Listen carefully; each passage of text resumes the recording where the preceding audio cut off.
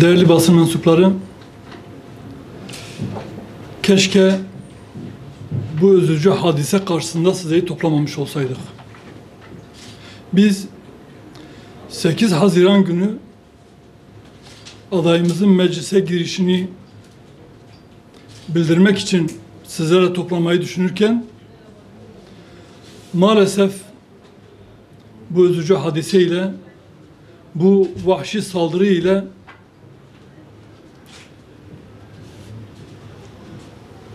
karşı karşıya kaldık ve gerçekten şu an yüreğimiz kan ağlıyor. Bu saldırılar, bu zulüm,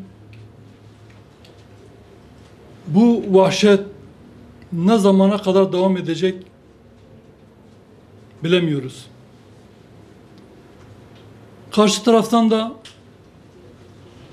ciddi manada bu saldırıları durduracak hiçbir girişim, hiçbir çaba yok.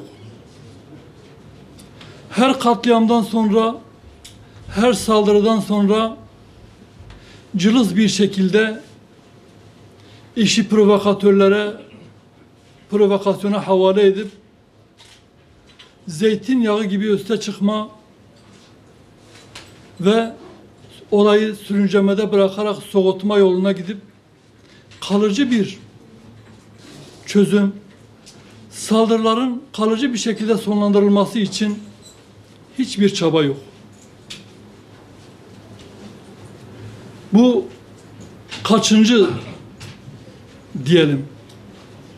Bu kaçıncı kezdir sizleri bize yönelik, kardeşlerimize yönelik yapılan vahşi saldırıların ve katliamların ardından toplanmamız. Dilerim bu amaçla siz topladığımız son toplantımız olur. Bir daha bu tip saldırılar için toplamamış olalım. Kardeşlerimizin kanının dökülmemesi, gençlerimizin kanının dökülmemesi, Kürdistan'da anaların ağlamaması için bu son olsun diyoruz. Son olsun demek zorundayız. Ama son olması için de saldırganın kendisine bir çekidüzen vermesi lazım. Gençleri ve toplumu, kendi taraftarlarını kin ve nefret üzerine kin ve nefretle doldurmasın onları. Kin ve nefretin bitirilmesi lazım.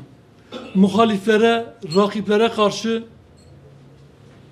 kendi tabanlarını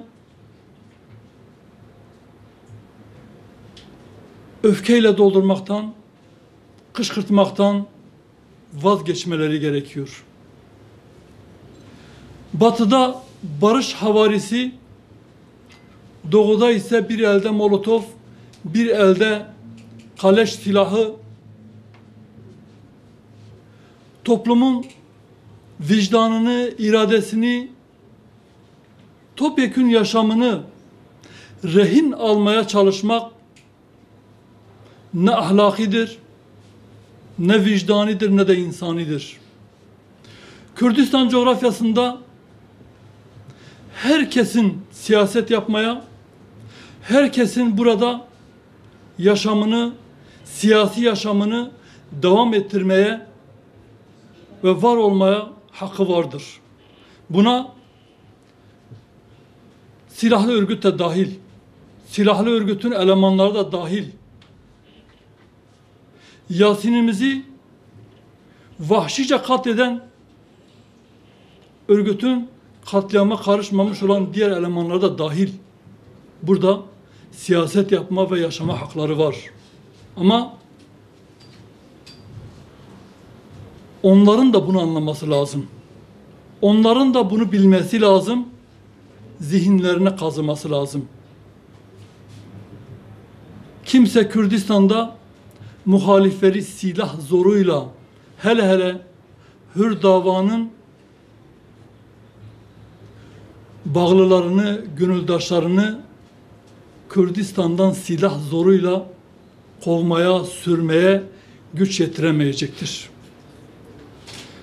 Malumunuz, bu akşam üzeri üzücü bir haber aldık. İdil'in Hanike köyünde 2 üyemiz daha önce PKK, KCK'den tutuklanıp cezaevine giren ve tahliye edilerek serbest bırakılan, ismi bizde mevcut, isimli şahıs tarafından tüm köylülerin de içinde olduğu bir grup taranıyor. Sebep HDP'nin köydeki seçim çalışması. Fakat bu dahi ters yüz ediliyor. Maalesef medyaya baktığımızda haberin düşme şekli de olayı normalleştirme, saldırıyı vakaya adiyeden gösterme şeklinde bir üslup, hiç de ahlaki olmayan bir üslupla karşı karşıya olduğumuzu gördüm. Ne deniyor? Köylüler arasında ya da Hüdapar ile HDP'liler arasında çıkan silahlı kavgada ve de çatışmada diyor. Kardeşlerim, çatışma yok. Karşı taraftan silahla yaralanan hiç kimse yok. Ama medyalarına baktığımızda, yandaş medyalarına, örgüt medyasına baktığımızda ise orada Hüdaparlılar onlara saldırmış ve silahla yaralanmışlar. Bizim 2 kardeşimizi şehit ediyorlar. Kamuoyunu yansıtmak için de kendilerini saldırıya uğramış gibi gösteriyorlar. Bu kadarına da pes doğrusu demek lazım. Başka bir şey yok. Bu kadar da pes. Ben 6-8 Ekim katliamlarının, olaylarının talimatını veren, 7 Ekim'de Yasin'imizi vahşice katledilmesinin talimatını veren eş başkanları gibi söylemeyeceğim. Lice'de hatırlarsanız Lice'de ne işleri var demişti. Ben onu söylemeyeceğim. Tabii ki İdil'de de Hanike'de de gidip çalışma yapacaklar. Her partinin bu ülkenin her köyünde, her yerleşim yerinde siyasi parti çalışması yapmaya hakkı vardır. Olmalıdır da.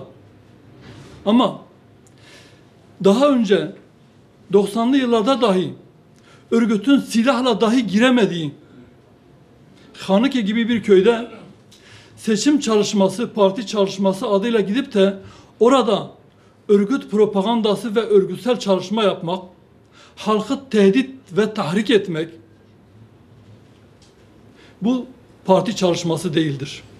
Örgüt marşlarıyla o köylüleri, o insanları tahrik etmek parti çalışması sayılmaz. Ve bu örgüt propagandasına başlayınca seçim çalışması, HDP propagandası, PKK propagandasına dönünce köylüler bundan rahatsız oluyor ve köyden çıkmalarını istiyorlar. Bunun üzerine bir tartışma çıkıyor ve bu tartışmada kin ve nefretle dolan, yüreği öfkeyle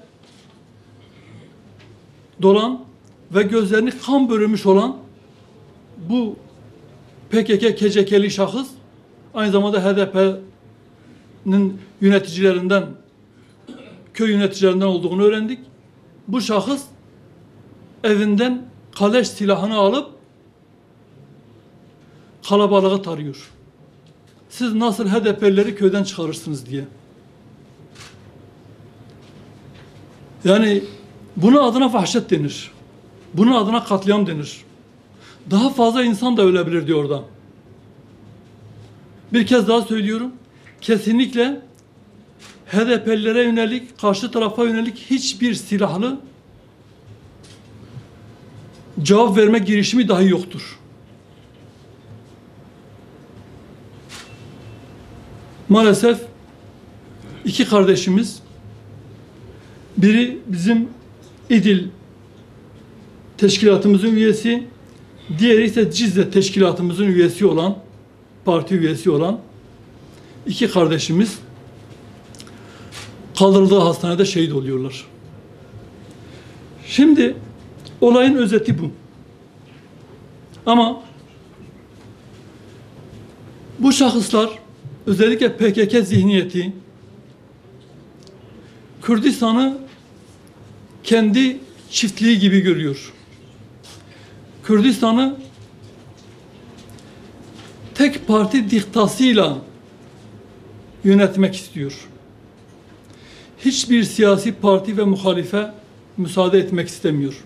Hele hele şu baraj sorunu yaşadıkları bu dönemde Kürdistan'da kendileri dışında hiçbir partiye oy çıkmaması için çalışıyor. Bunu da kırsaldan gelen bilgiler bolca mevcuttur. Siz de vakıfsınız. Silahlı destek, HDP'ye silahlı oy isteme faaliyetleri her tarafta mevcuttur. Bu tahammülsüzlüğü bir tarafa bırakmaları lazım. Bir kez daha söylüyorum.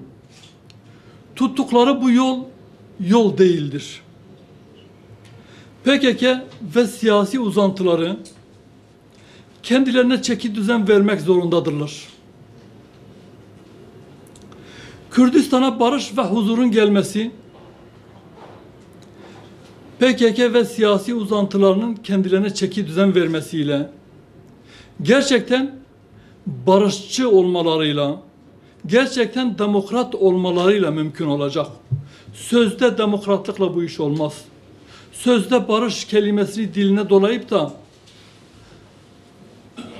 bu şekil meydanlarda bu kelimeyi dillendirmekle Kürdistan'a barış gelmez. Kürdistan'a barışın ve huzurun gelmesi için, anaların ağlamaması için bu zihniyetin kendine çeki düzen vermesi ve zihniyetlerini değiştirmesi lazım. Rakiplerle, muhaliflerle bir arada yaşamayı öğrenmeleri lazım. Başka türlü olmaz. Kimsenin bir yere gideceği yok. Bunu o kalın kafalarına yerleştirmeleri lazım.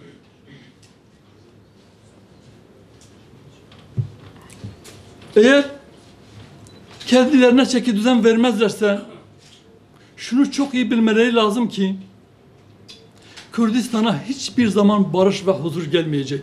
Halkımızın bunu bilmesi lazım. Halkımızın bunu görmesi lazım. Bu zihniyeti desteklemekle, bu zihniyetin yanında yer almakla bu katilleri canavarlaştırdıklarının farkına varmaları lazım. Yeni 7 Ekimlerin, Yasin Börülerin katledilmemesi için, insanların kafalarının taşlarla ezilip, araçlarla üzerinden geçirip yakılmaması için bu zihniyete olan desteklerini bir daha gözden geçirmeleri lazım. Kürdistan'a barışın ve huzurun gelmesi için bu zihniyetin halk tarafından destek verilmeyerek cezalandırılması gerektiğine inanıyorum. Eğer barajı aşarlarsa, açık söylüyorum, barajı aşarlarsa her gün bu tip olaylar yaşanacak, her gün bir yerde birilerinin anası ağlayacak. Anaları ağlatmaya, katliam işlemeye devam edecekler. Sadece Diyarbakır'dan örnek vereyim. Çermik'te olay yok. Çınar'da olay yok. 7 Ekim'de dahi Çermik'te olay yoktu. Çınar'da olay yoktu. Çüngüş'te olay yoktu. Niye? %50'nin altında oy aldıkları yerlerde olay yok. Barış var, huzur var. Ama Lece'de olay vardı. Bismil'de olay vardı. Diyarbakır'da olay vardı. Niye? %50'nin üzerinde oy aldıkları için. Urfa'da olay yok. Elazığ'da yok. Antep'te yok. Ama Hakkari'de var, Şırnak'ta var, Diyarbakır'da var. Bu noktada halkımızın bunu görmesi lazım. Halkımızın zarar görmemesi için yıllardır sabrediyoruz. Hazreti Eyüp'ün sabrını gösteriyoruz. Acılarımızı yüreğimize gömüyoruz. Fakat saldırıya uğrayan, her gün katledilen bu kitle eğer bıçak kemiğe dayanırsa, o bardak taşarsa kimse kontrol edemez. Bunu ben bile kontrol edemem. Bu noktada herkesin aklını başına alması lazım ve daha fazla tahrik ve provoke etmemeleri lazım. Gerçekten Kürdistan'a barışın gelmesini istiyorlarsa o zaman adam gibi bu işin sorunları ortaya çıkacak. Bu noktada yetkili kimse, yetkililer ortaya çıkacak ve bir daha olmaması için ellerini taşın altına koymaları lazım.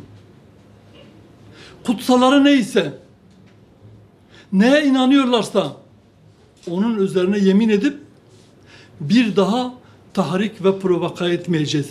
Kitlemizi nefretle doldurmayacağız. Kürdistan'a barışın ve huzurun gelmesi için çalışacağız diye yemin etmeleri lazım. Ve bu olayı kınamaları lazım.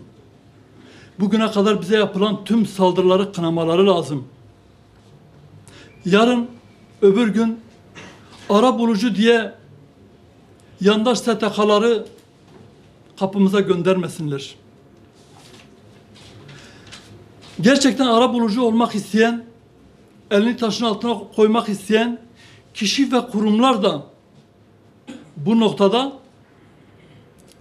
bu saldırıyı ve 7 Ekim saldırısını açık bir dille 7 Ekim katliamını açık ve net bir şekilde kınamaları lazım. Ondan sonra gelip bu noktada ara buluculuk girişimlerinde bulunabilirler. Kimse, amiyane tabirle şunu söylüyorum, kimse gazımızı almak için uğraşmasın.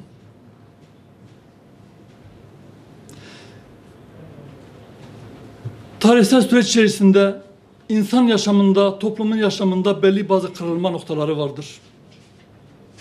O kırılma noktalarına dikkat etmek lazım. Sabırları zorlamamak lazım.